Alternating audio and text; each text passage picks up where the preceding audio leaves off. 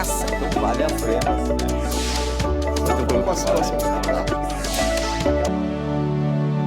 Olá, o programa em discussão de hoje vai falar sobre ansiedade. A ansiedade faz parte da vida, é uma reação do organismo a uma situação de perigo. É um estado mental e corporal de alerta e de prontidão que nos prepara para enfrentar potenciais situações de risco.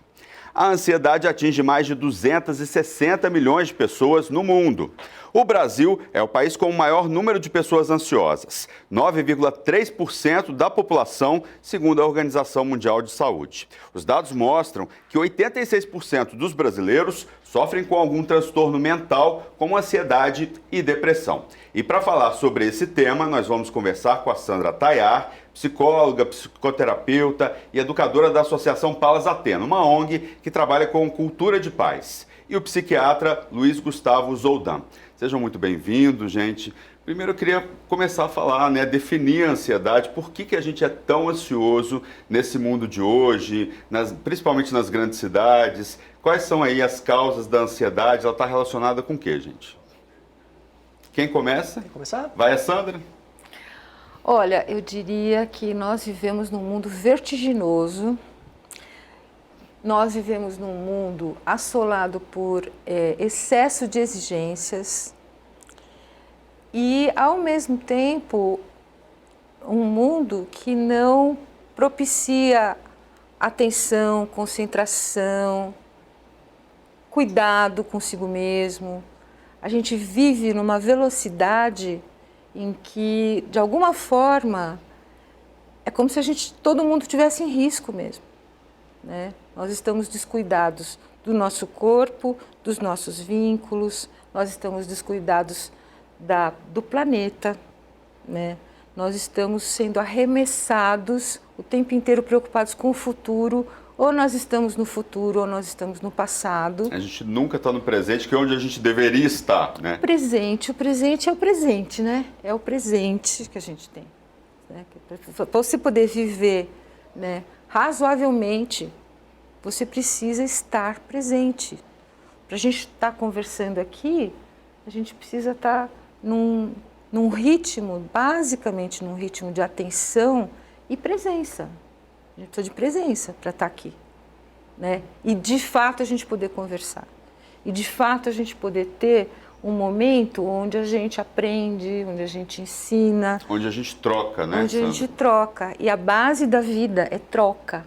A base da vida é esse dar e receber. Quer dizer, eu ofereço uma coisa minha, vocês oferecem uma de vocês, não é isso? E isso é básico em qualquer relação. Isso é básico. Então a ansiedade, né, como você disse, ela é um mecanismo herdado muito bem, muito eficiente para enfrentar os desafios. Agora, nós vivemos o tempo inteiro, não tem desafio que baste, né? A gente tem sempre que estar vencendo mais esse desafio. Não necessariamente isso tem a ver com quem somos, do que precisamos, o que de fato queremos. O que nós queremos de verdade? Assim, o que de fato importa para a vida, para a nossa vida? Será que a gente está cuidando do que realmente importa? Se você não está cuidando, você já está em risco, você já está em perigo. Se você não está cuidando do que realmente importa. Doutor Luiz Zoldan, no consultório, imagino eu, que deva ser uma das principais causas aí das pessoas irem até buscar uma ajuda no consultório. Como é que funciona? Como que as pessoas chegam até vocês no consultório? Perfeito. Aqui em São Paulo, justamente o que a gente tem de principal epidemiologia que aparece no consultório mesmo é a ansiedade. Ansiedade e depressão, que são doenças, inclusive, muito correlatas. Claro, falando de ansiedade, a doença, porque eu tenho a ansiedade que é o sintoma, eu tenho a ansiedade que é a ânsia de realizar alguma coisa, que é, inclusive, algo positivo e necessário para a vida. Mas a partir do momento que isso começa a ficar desregulado, é como se meu sistema de alerta do corpo tivesse falhado. Então, ao invés dele só acionar quando entra um ladrão, ou ao invés dele só acionar quando cai alguma coisa, não, passa uma mosca e ele aciona. Então, a todo momento eu estou em estado de alerta. Isso, para mim, é muito o que define a ansiedade, né? E a gente tem uma série de conjecturas acerca do que vem levando à ansiedade, né? E que está justamente muito relacionado ao que a gente colocou aqui, que é essa questão da velocidade de propagação da informação. Hoje a gente tem uma disseminação da informação que é incabível para qualquer um tentar acompanhar. E a gente tenta acompanhar. A notícia é um produto à venda o tempo inteiro Exatamente. nos nossos celulares. Exatamente. Né? Ainda mais se a gente entrar na questão das mídias sociais. Aí se entrar para isso, então isso é uma coisa super ansiogênica, principalmente para essa nova geração. O que eu vejo muito, que chega, e isso é muito claro também, a ansiedade é uma doença de adulto jovem, é uma doença de adolescente. Né, essa ansiedade descontrolada. E a gente tem uma série de doenças, uma série de transtornos mentais que são relacionados à ansiedade. Então isso pode se manifestar, por exemplo, como um episódio de pânico, ou diversos episódios de pânico, que é aquela ansiedade gigantesca, uma crise de ansiedade sem um gatilho aparente, sem qualquer coisa que tenha desencadeado essa reação. Então quer dizer que as novas gerações, as pessoas estão nascendo muito mais ansiosas do que com certeza, e essa ansiedade tem se manifestado cada vez mais cedo. A gente nota que cada vez mais cedo crianças assim ansiosas, com uma dificuldade de controlar essa ansiedade. E não é aquela ansiedade gostosa de criança assim, de ai, amanhã é meu aniversário. Não, é aquela ansiedade de ter um monte de coisas para fazer, de não dar conta, de não conseguir, de uma série de responsabilidades que são lançadas para essa criança, para esse adolescente, uma série de expectativas que a gente já havia comentado, que são jogados para essa criança no mundo em que a gente particularmente não entende tudo o que está acontecendo na velocidade que vem acontecendo. Então, isso se manifesta na forma de pânico, isso se manifesta na forma de transtorno de ansiedade generalizada, que é quando a gente se mantém num tônus ansioso sempre, né? Quando a gente está ali sempre ligado, sempre alerta, não consegue desligar, não consegue descansar, não consegue relaxar, não consegue dormir, muitas vezes não consegue sequer comer, de tanto que não consegue desligar esse sistema de alerta. E aí essas pessoas têm que recorrer à medicação. Quando que a medicação ela é importante e quando que ela é dispensável, doutor? Perfeito. Ela não é sempre necessária, isso é uma coisa importante de se dizer, né? Quando a gente identifica que existe um transtorno mental relacionado à ansiedade, a gente precisa primeiro quantificar o quanto ele é relevante. Se ele tem uma intensidade leve, se ele tem uma intensidade moderada e se ele tem uma intensidade, ou se ele tem uma intensidade grave. Né? Quando eu estou falando de intensidades graves, o remédio ele é absolutamente indicado. Quando eu estou falando de ansiedades de intensidade leve a moderada, muitas vezes eu consigo tratar com uma série de outras técnicas não medicamentosas. E aí eu estou falando desde terapias, terapia cognitivo-comportamental, mindfulness, que a gente vai falar um pouco mais sobre, novas tecnologias como a estimulação magnética transcraniana, que a gente pode explicar um pouquinho mais depois, exercício físico. O exercício físico é essencial para o tratamento da ansiedade. E tem uma série de estudos já mostrando que 30 minutos de um exercício físico aeróbico, uma caminhada, uma corrida, 3 vezes por semana, são tão eficazes quanto, por exemplo, uma sertralina para transtornos de ansiedade leve e moderados. Sandra, meditação, conexão com o mundo que a gente vive, colocar os pés no chão, os pés na água, são terapias holísticas de uma maneira geral, são excelentes remédios para a ansiedade, não são? São estratégias de desaceleração desses excessos, né? São estratégias de conexão, como você falou, né? Então, a meditação é um termo muito amplo, né? Mas se você pensar assim, que você pode educar a sua atenção, né? Para você desenvolver uma percepção e um foco sem tensão, né? A meditação basicamente assim, você faz uma atenção, mas você não faz excesso de tensão, né?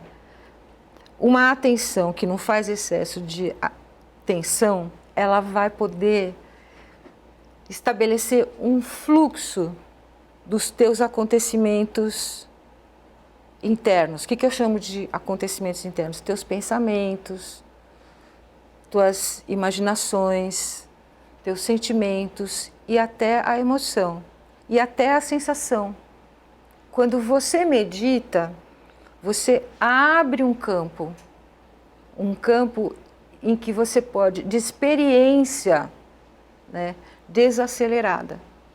A sua consciência está naquele momento ali. A sua consciência está integrada. focada num determinado momento e você, a meditação você sempre escolhe um foco, e de preferência um foco simples. Então assim, por exemplo, sabe, senta, fica sentado, tranquilo, seus pés no chão, você na sua base e só presta atenção na sua respiração. Por exemplo, assim, não faz nada, porque assim, né, presta atenção, já fica assim, nossa, mas eu tô respirando mal, tô respirando curto, tô respirando longo, tô fazendo alguma coisa errada. Não faça críticas, entenda o seu momento ali. Não, assim, não faça críticas, é só assim, senta, se acalma, se acalma é assim, faz um foco e presta atenção. Como é que você está inspirando? Depois que você inspirar, vai ter uma pausa. Presta atenção na pausa. Aí você expira. Aí tem uma outra pausa. Fica acompanhando isso. Fica acompanhando esse fluxo durante um tempo. Você vai desacelerar.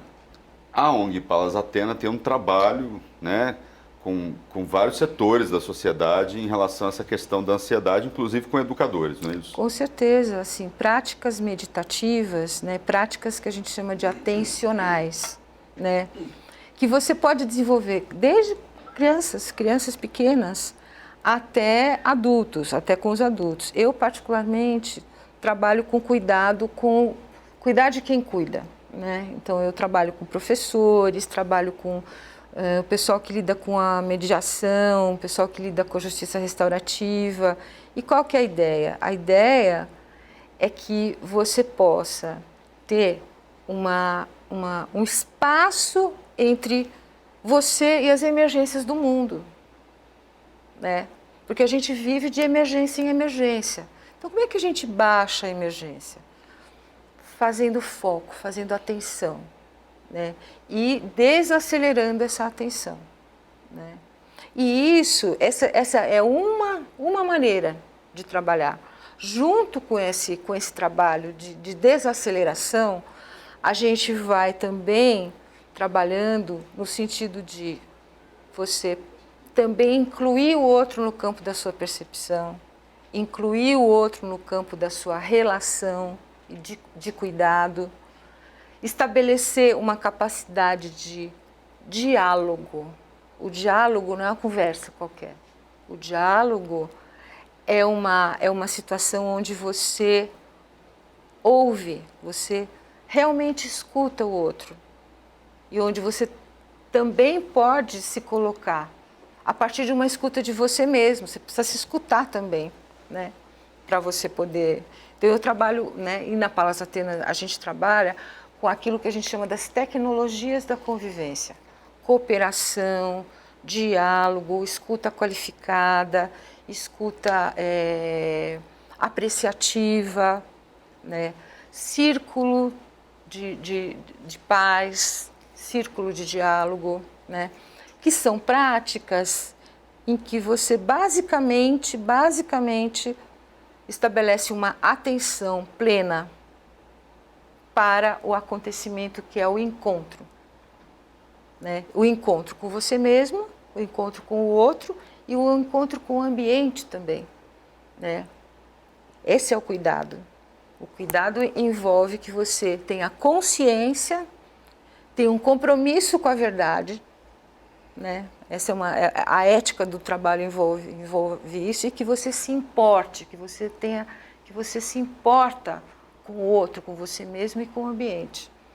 Com isso você cria ambientes que a gente chama de confiáveis, ambientes confiáveis.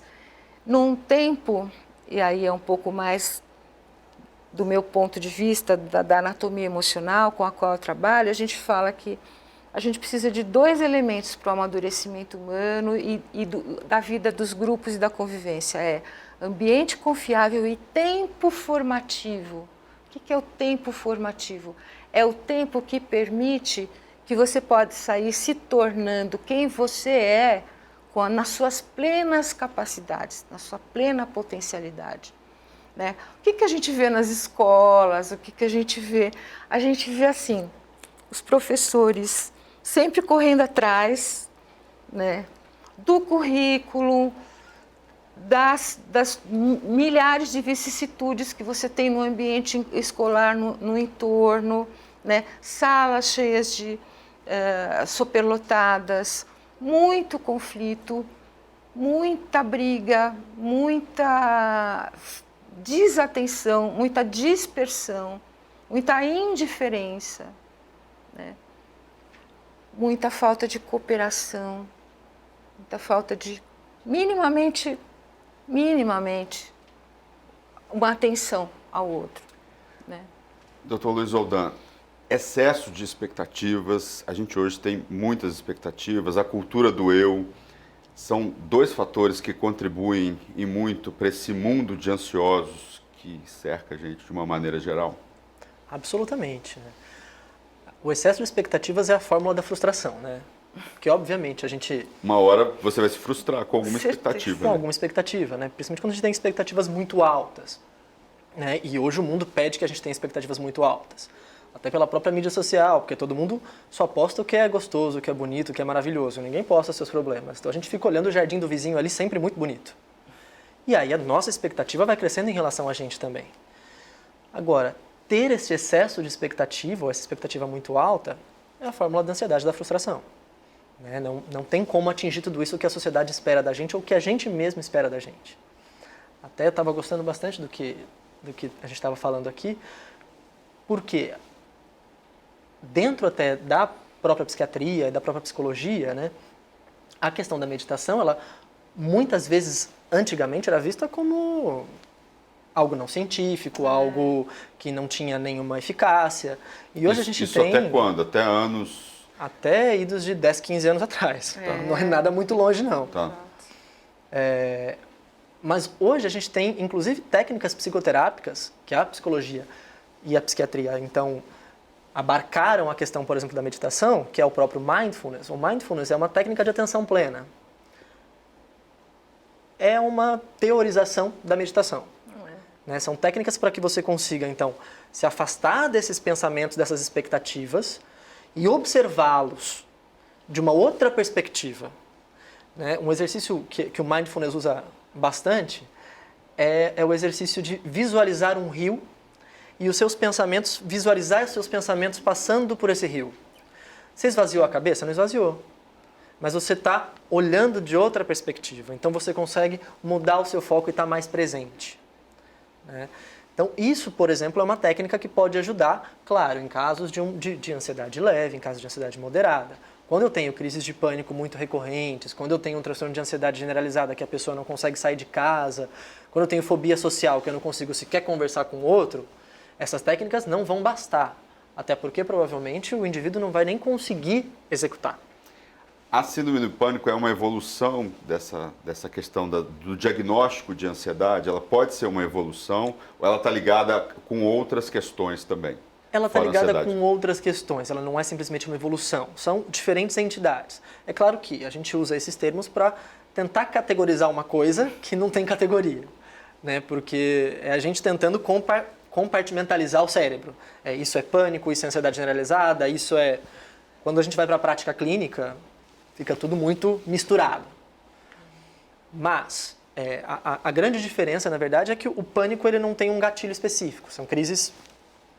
que a gente chama de paroxísticas, né, repentinas, de uma ansiedade, inclusive física, né, com batedeira no peito, com respiração ofegante, com as mãos suando, sem nenhum sinal de alerta no entorno.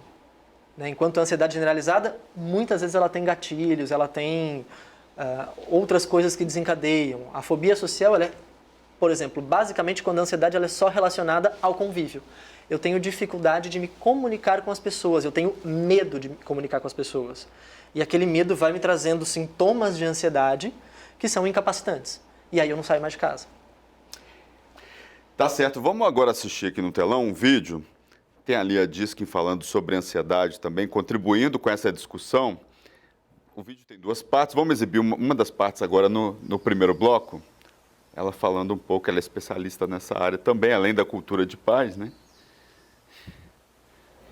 Via de regra, a ansiedade, sobretudo na sociedade contemporânea é corrente do medo que temos ao imprevisível, ao incongruente, às contradições, aquilo que não vai atender às minhas expectativas, aquilo que não vou conseguir realizar e que de algum modo vai desapontar pessoas que queremos. Todo esse enredo termina criando um processo de antecipação. A ansiedade, fundamentalmente, é querer colocar os olhos em um tempo, ou seja, no futuro, que ainda não é certo, não é. É uma fuga do presente, é uma fuga da situação que se está vivendo, na situação em que estamos envolvidos, seja um trabalho, seja uma conversa com um colega, seja, não é certo, um processo criativo. Nós queremos antecipar o outro passo, já queremos ver o passo seguinte. E isso, obviamente, cria inquietação, desassossego, de alguma maneira um sofrimento primário que fica latente. Hoje falamos de ansiedade crônica, que é justamente a incapacidade de poder estar onde se está, porque sempre se está querendo controlar as consequências de aquilo que se está vivendo no presente. E isso, além de ser um impossível, não é certo, no cenário do humano, é a melhor maneira de sabotar a satisfação que se pode viver naquilo que se está fazendo, naquilo que se está pensando, naquilo que se está dizendo. A gente vive nas sociedades contemporâneas, sobretudo nas áreas urbanas, saturado continuamente de influências e de alguma maneira de estimulantes, sejam sonoros, sejam, não é certo, visuais. Continuamente estamos recebendo influências, continuamente estamos recebendo estímulos. Gente, não há como atender a todos os estímulos. Da mesma maneira que não há como atender todas as expectativas que as pessoas têm a respeito de nós. Nossos pais têm expectativas a respeito de aquilo que gostaria que nós fôssemos. Nossos companheiros, companheiras, também têm expectativas que atendamos às necessidades deles e que de alguma maneira complementemos os sonhos que eles têm. Os professores, a sociedade, não é certo? A comunidade na qual vivimos também tem expectativas a respeito de nós. Não há como atender às expectativas de todo mundo. A parte do vídeo, a segunda parte a gente vai no segundo bloco. Mas a Lia fala muito bem sobre essa questão da ansiedade, né? Ela fala sobre o excesso de expectativas, sobre ter controle e que a gente simplesmente não vai ter controle o tempo todo sobre tudo e não adianta a gente pensar dessa forma. Tem que mudar mesmo a maneira de pensar, não é isso, Sandra? Sem dúvida. E a professora diz magistralmente, né, sobre como a expectativa, se a gente for observar o que ela está trazendo, né, sobre expectativas, como tem a ver com atender o outro, né? Ou atender alguma imagem de sucesso, alguma imagem de bem suceder. A gente né? sempre tem que estar passando essa imagem, né? Botaram isso na nossa cabeça e a gente reproduz isso. A gente vive, inclusive, na sociedade do espetáculo, né? Onde às vezes é mais importante parecer ser. Que é o Guy Debord, foi lá na indústria cultural nos anos 60 que tem até um livro com esse nome, A Sociedade do Espetáculo. Exatamente. Né? A gente na comunicação estuda muito sobre isso, né? E hoje tem tudo a ver com olha para o Facebook, como a gente estava dizendo aqui, né? O Facebook é um pouco esse lugar onde todos estão tão felizes, né? Tão conectados. Mas se a gente, assim, acho que nós estamos num momento muito enlouquecedor mesmo, né? Porque do outro lado dessa história você tem solidão, as pessoas se sentindo cada vez mais sós, cada vez menos os vínculos, né, estão sendo alimentados, nutridos, né? As pessoas não têm tempo, e não tem tempo de estar junto, né? Às vezes você vê uma família inteira sentada num restaurante, cada um com a sua... Grupo de amigos, né? Grupos de amigos. É o que Zygmunt Bauman fala. Sim, da no livro modernidade da modernidade líquida, do amor líquido, né? Exato. Dessa superficialidade das relações, dessa pouca conectividade que as pessoas têm entre si. Tem a conectividade com a internet, mas não tem a conectividade entre si. Entre né? si. Não formam mais relações coesas, relações concretas e sequer tem tempo para isso. Ou dispensam tempo para isso. Porque ter tempo, todo mundo tem. Não, o tempo é uma questão de escolha, é uma existiu. questão de prioridade, né? O Stanley Kellerman, que é um psicólogo americano, ele faz uma brincadeira, assim, mas acho interessante a imagem que ele traz de que a ansiedade é uma correria parada. Você fica correndo, mas você está correndo atrás do quê? Né? O que você está fazendo de verdade, né, para realmente se preencher das suas experiências. A professora Lia mostra isso também, que nessa ânsia de ficar sempre assim, atingindo não sei o que mais que querem de mim, atendendo a esses milhares de estímulos que levam você para fora de si o tempo todo, onde está você? O que você quer de verdade? Onde você está? E a gente sempre está em relação ao outro, na conexão com o outro, né? Então, assim, a gente não ficando no presente e não estando com o outro verdadeiramente, a gente está boicotando aquilo que é algo que não é bem prazer, é satisfação. Não necessariamente é prazer. Prazer, tá bom, prazer é importante e tudo, mas a satisfação, o se preencher com a experiência. Tá certo. Nós vamos agora para um rápido intervalo. Não saia daí que a gente volta já já.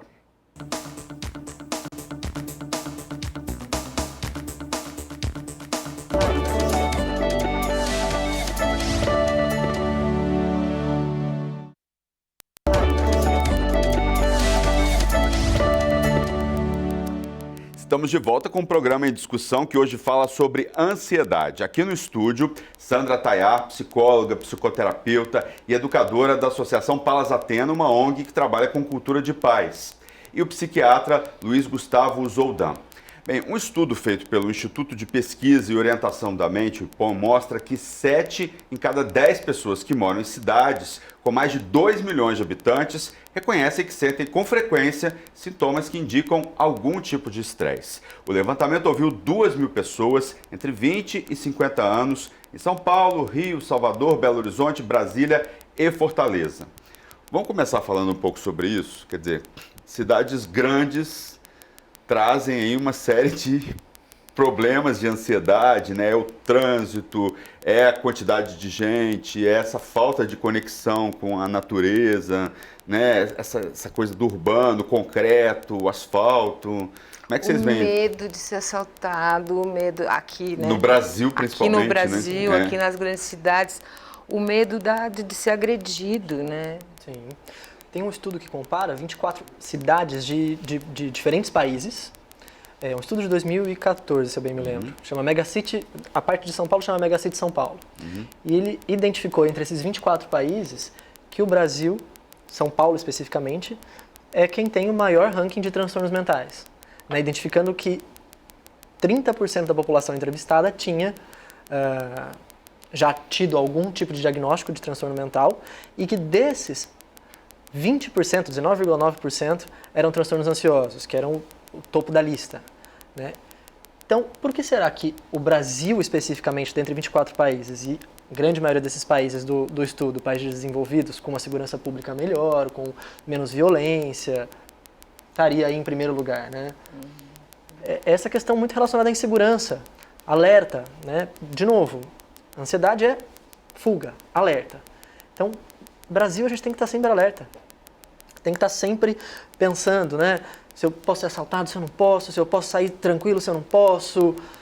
Então, isso faz com que, possivelmente, muito mais pessoas tenham mais sintomas mesmo, principalmente em grandes cidades, que quanto maior as cidades, menor a segurança que você tem. De acordo com esse estudo, a gente tem que ir para o interior, tem que sair da grande cidade e ir para o interior. É isso? É isso, Sandra? Olha... Você acha que vale a pena, sim? Pois é, né? Ou a gente mudar a dinâmica da grande cidade, né? Pois é, né? Porque, veja, o que acontece também que, assim, a nossa sociedade, eu acho que está doente, como um todo, né? Estamos sofrendo, né, solidão, desconfiança, indiferença, desinteresse, sabe? E isso, se você mudar para o interior, você Não vai mudar muito. Você vai ter problemas semelhantes. A gente precisa mudar os nossos valores, a base dos nossos valores, né? Eu acho que essa é a questão básica. Ou retomá-los, né? Exato. Que tinha no passado, de algumas décadas atrás, talvez, não sei. Hoje a gente não consegue trabalhar a escuta, né? As pessoas não conseguem se conversar. Hoje é tudo uma grande disputa, é tudo um fla-flu. É tudo dois lados. Ou é bom ou é ruim. Ou é bem ou é mal. Ou é direita de um ou lado esquerda. ou é do outro. Exatamente. Maniqueísmos de uma maneira geral, Maniqueísmo né? de O forma preto ou geral. branco, não tem a zona cinza ali Exatamente. da história. E isso, claro, é uma impressão minha e de alguns teóricos, mas às vezes a impressão que dá é que as pessoas recorrem a este caminho para se sentirem pelo menos mais seguras. Para ter alguma certeza. Deixa eu ter alguma certeza de alguma coisa. Deixa eu ter algo em que acreditar. Porque se você tira isso, a gente tem um mundo muito inseguro. Cheio de incertezas. E conviver com essas incertezas exige bastante. Então a gente tem que estar preparado para isso. E parece que a nossa sociedade hoje não está. Sandra, a gente está falando o tempo todo, assim, de vazio, né? Volta e meia a gente está discutindo isso aqui. E essa palavra me vem à mente, assim, vazio existencial, assim. As pessoas estão buscando aí um sentido da existência, assim, de uma maneira geral, quer dizer, a gente perdeu esse sentido da existência. As pessoas não estão buscando, elas estão, me parece Elas assim, estão perdendo. me parece que existe uma grande dispersão, essa é a questão. Nós estamos sendo educados para olhar para fora, né? Então, assim, a famosa shopping terapia, né? De fato, assim, a sociedade deposita no consumo, né, um ganho e uma satisfação que o consumo não dá conta de entregar. Então, tem um mecanismo perverso, tem alguns autores também que falam sobre isso, sobre a questão assim, de que o consumo, ele é prometido, né? O consumo se promete, através do consumo, que você dê conta de uma angústia justamente existencial, que como consumir não resolve, a angústia aumenta e você tem que consumir mais. Né? Então, eu acho que tem uma coisa que é a vacuidade, que é a gente justamente assim, se dar conta de um vazio que é inerente, né, à nossa condição, que é muito diferente deste vazio do qual nós estamos falando, que é dessa falta de conexão, dessa falta de a falta de realmente você estar atento, presente, comprometido com a vida, com o que é vida, com o que é o vivo, qual que é a importância do vivo. Né? Queremos estar bem, queremos felicidade, né? Mas a gente vai excluindo a vida, começando pelos ritmos. Acordar, dormir, né? Coisas básicas, assim, alimentação, que você se alimenta, daí você digere, depois você se nutre. Do que a gente está se nutrindo? Do que a gente está se nutrindo? Né? Então me parece que estamos doentes, a sociedade como um todo está doente, tem escalas de valor que estão muito distorcidas, que estão distorcendo as coisas que mais importam. A vida no planeta, os vínculos, né? e a vida em sociedade, a vida coletiva, né? A vida em comum, né? Os valores em comum. Então, estamos no consumismo, no individualismo, estamos praticando isso. A questão é que nós estamos praticando o individualismo, a indiferença, o consumismo, e isso nos esvazia, isso nos deixa perdidos de nós mesmos e de qual é o sentido de estar aqui presente. Então, cada vez menos a gente vai se tornando capaz de ficar satisfeito. Assim, às vezes a gente não precisa de muita coisa, a gente só precisa um dos outros para estar bem, né? Só que a gente precisa estar num campo em que o outro importa, né? A vida importa, né? Não é quanto eu tenho, ou quanto eu pareço ter, ou quanto eu pareço ser. São essas pautas que eu acho que estão enlouquecendo o ser humano. E que tem que ser deixadas de lado, muitas vezes, né? Dr. Zodan, como é que é o trabalho com ansiedade no consultório de um psiquiatra, de uma maneira geral? Como é que vocês trazem o paciente aí para uma outra ordem, para uma outra forma de pensar que evite aí essa ansiedade excessiva? Perfeito. Acho que o primeiro ponto é ter tempo de escuta. A primeira coisa que a gente tem que fazer é sentar e ouvir o que aquele paciente tem para falar, o que aquele indivíduo tem para trazer, né? E isso muitas vezes muitos médicos e muitos psiquiatras já não estão tendo mais, né? A gente tem uma vida corrida aí de que, não, porque o convênio só paga tanto, se o convênio só paga tanto eu vou fazer uma consulta de 15 minutos, aí você não vai tratar ninguém. Então, ponto número 1, fazer vínculo. Vínculo é o primeiro passo para o tratamento em saúde mental. Feito vínculo e ouvindo toda a história, eu vou fazer um bom exame psíquico do que está acontecendo ali para conseguir dar um bom diagnóstico. Feito o diagnóstico de ansiedade, eu vou identificar qual a intensidade dessa ansiedade. Se ela pode ser tratada com técnicas sem medicamento ou se ela precisa, neste momento, de um medicamento. Se eu identifiquei que ela tem uma gravidade tal qual ela precise de medicamento, aí eu vou recomendar alguns tipos de medicamento. O tratamento medicamentoso feito, ele é basicamente com o uso de alguns sintomáticos que a gente chama, que são para aliviar a ansiedade momentaneamente, mas que não são o tratamento a longo prazo, que são, por exemplo, o uso de benzodiazepínicos, que ainda é muito questionado, porque podem causar dependência, além do uso de outras medicações como propranolol, clonidina, para diminuir os sintomas físicos de ansiedade. E, associado a isso, o tratamento de longo prazo, que seria realizado então com antidepressivos. Sertralina, fluoxetina, estalopram e uma série de outros antidepressivos que vão agir nos neurotransmissores, principalmente serotonina e noradrenalina, e em alguns casos dopamina, para conseguir dar uma sustentação melhor para essa pessoa, para que ela consiga então acessar outras técnicas para conseguir controlar essa ansiedade a longo prazo. E aí essas outras técnicas são o quê? Podem ser terapia cognitivo-comportamental, mindfulness, atividade física, hábitos alimentares. Hábitos alimentares, tem alguns hábitos alimentares que ajudam a gente a controlar a ansiedade. Então, introduzir alimentos com boa quantidade de zinco, com boa quantidade de magnésio, probióticos que tem nos iogurtes, ou hoje o que o pessoal chama de kefir, kombucha, enfim. Vamos falar de alimentos com zinco e magnésio, que o senhor falou. Exemplos.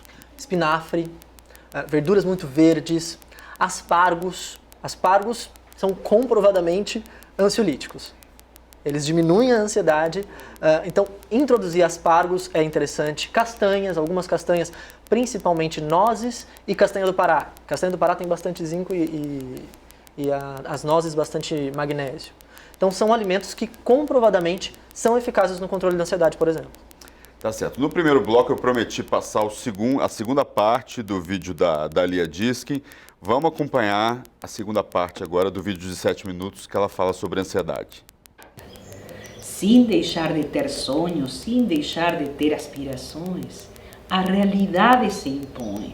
Tenho fome, eu não questiono, não é certo, meu estômago, eu vou comer. Tenho sede, eu não questiono a minha necessidade vital, eu vou beber. da mesma maneira, com referência à nossa vida psíquica, à nossa vida de relacionamentos, à nossa existência, à condição desse sujeito existencial. Não há como atender todas as expectativas que as outras pessoas têm a nosso respeito. Mas cuidado, também não há como fazer que os outros, muitos outros, atendam às nossas expectativas. E nessa tensão, vamos criando uma ansiedade crônica, porque sabemos que não conseguimos atender aos anseios que os outros têm a respeito de nossa ação, nosso comportamento, nossas realizações profissionais, e igualmente sabemos que os outros não estão atendendo às nossas necessidades. Se partimos desse princípio em que a vida não é um empurra-empurra, a vida não é um combate entre aquilo que eu desejo, aquilo que o outro precisa, aquilo que eu necessito, aquilo que o outro deseja de mim. Não é um combate, simplesmente, não é certo? É um fluir de situações nas quais cada um de nós podemos oferecer nossos talentos, podemos oferecer nossas potencialidades, podemos oferecer nossa criatividade, nossa inteligência, nossa capacidade e usufruir de tudo isso que cada circunstância também nos está oferecendo. Hoje existem muitas práticas atencionais, existem muitas práticas contemplativas ou de meditação. Uma das mais difundidas é justamente aquela da respiração. Estar onde se está.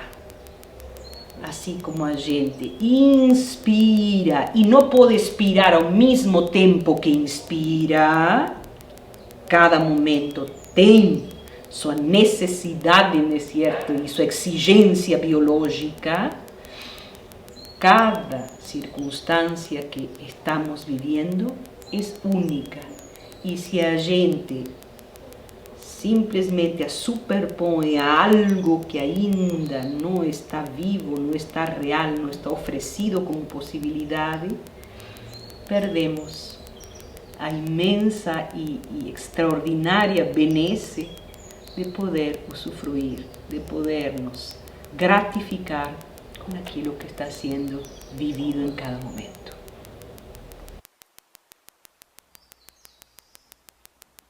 Pois é, a professora está falando aí de entender, questão mesmo de maturidade, entender que cada momento tem a sua maneira de ser e de existir, né? Você estava falando um pouco das gerações mais novas e tal, né? Talvez seja o momento de dizer para eles, calma, você tem muita vida, até porque as pessoas que estão nascendo agora vão viver muito tempo, né? Vão viver 100 anos, talvez de chegar para essas gerações mais novas e dizer, calma, você tem muita vida pela frente, você vai entender o momento da existência. Não sei, eu queria que você comentasse um pouco também o vídeo da professora, né? Calma, mas olha, você tem uma agenda, você tem que cumprir, sabe? Porque... Será? Pois é, né? Mas essa é a nossa realidade. As crianças, e já faz tempo isso, já faz pelo menos 20 anos, a gente pega os jovens, né, que estão agora com 20, 25 anos, o trauma deles é que assim, eles não tinham tempo para respirar. Eles não tinham tempo, porque eles tinham que ir da natação, isso a classe média, da natação para o inglês, do inglês para o comum, do comum não sei para onde, para o futebol, sabe assim, é uma relação com o tempo de preencher cada minuto. E perderam o tempo de ser criança. Do nada, do fazer nada, não é que fazer nada, é do simplesmente brincar, do simplesmente estar ali. Nós estamos numa sociedade do desempenho. Tem um autor que escreveu um livro chamado A Sociedade do Cansaço, né? Que diz respeito à sociedade do desempenho. Então, assim, já faz tempo, né? Que as crianças vêm sendo treinadas para cumprir meta, para cumprir agenda. Isso por quê? Porque os pais não podem estar, porque os pais estão trabalhando. Os pais estão trabalhando para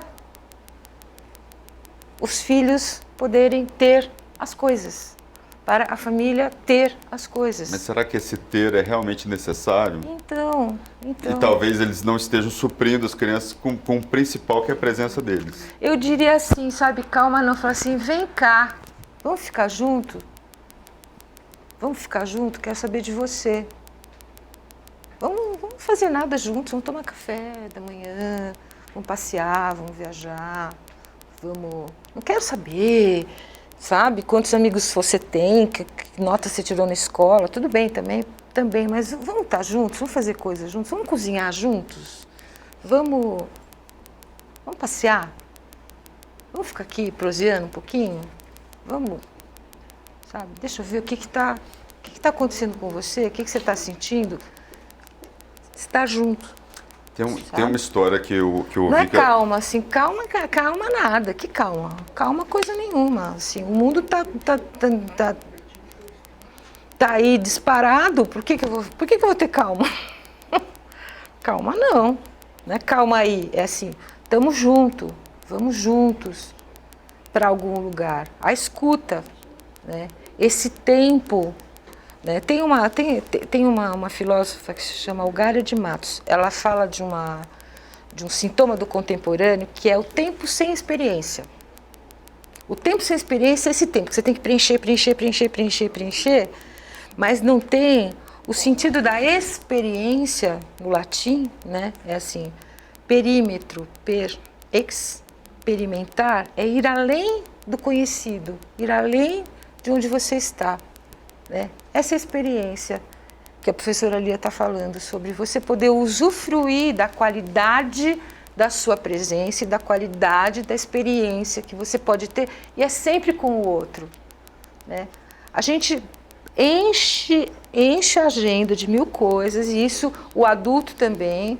O adulto que está desempregado, por exemplo, é o mais ocupado, né? O desemprego, por exemplo, é um grande fator de ansiedade. Nossa, é um fantasma gigante, sabe? É um fantasma enorme. O medo como base dessa correria, né? E como um elemento que nos esvazia também de nós mesmos, né? Quando você está no medo, você está na sobrevivência. Se você está na sobrevivência, é ataque e fuga, né?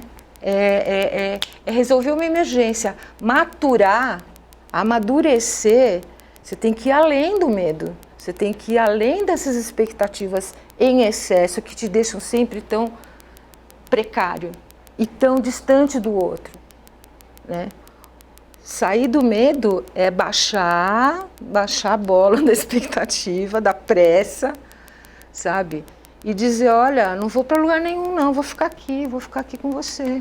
Você tava falando de uma história que me lembrou uma outra história que eu ouvi, que é um aniversário, e o pai enche a criança, criou a criança com babá a vida inteira, tinha N empregados em casa, e aí no aniversário, estava todo mundo presente, a família inteira, ele fala assim, na hora de cantar o parabéns, filho, escolhe uma coisa que você queira muito, uma coisa que você queira, qualquer coisa que você quiser, o pai te dá.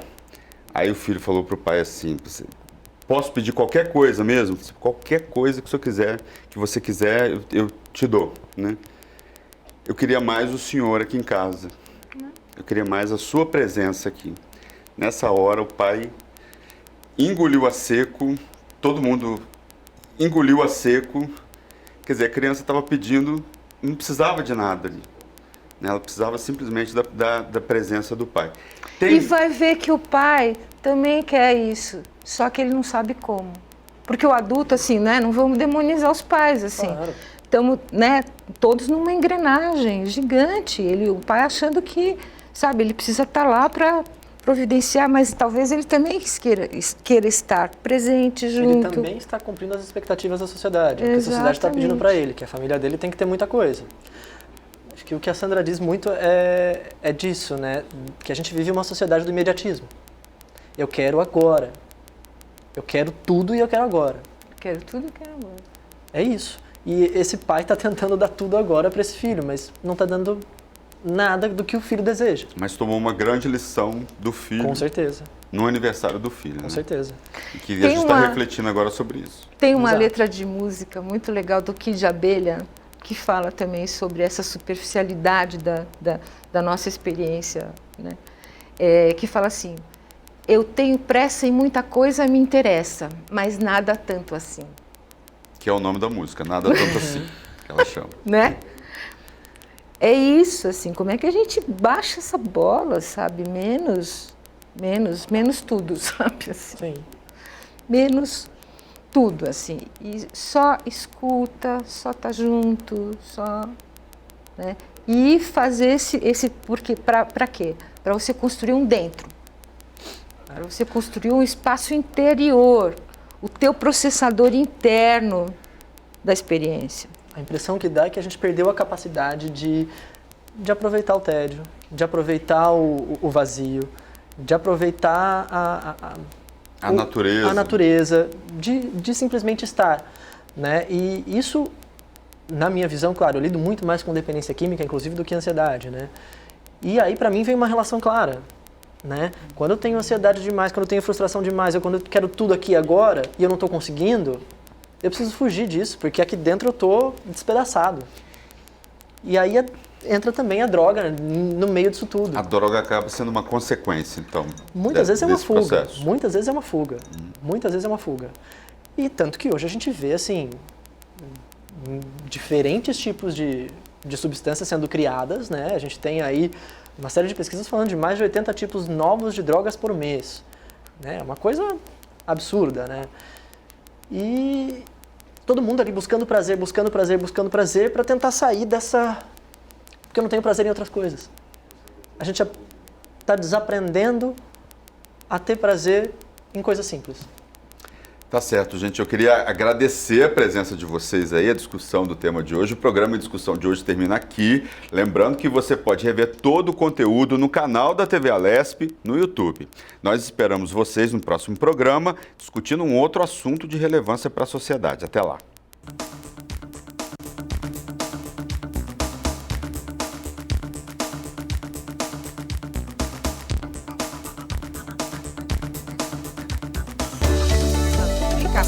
Vale a pena.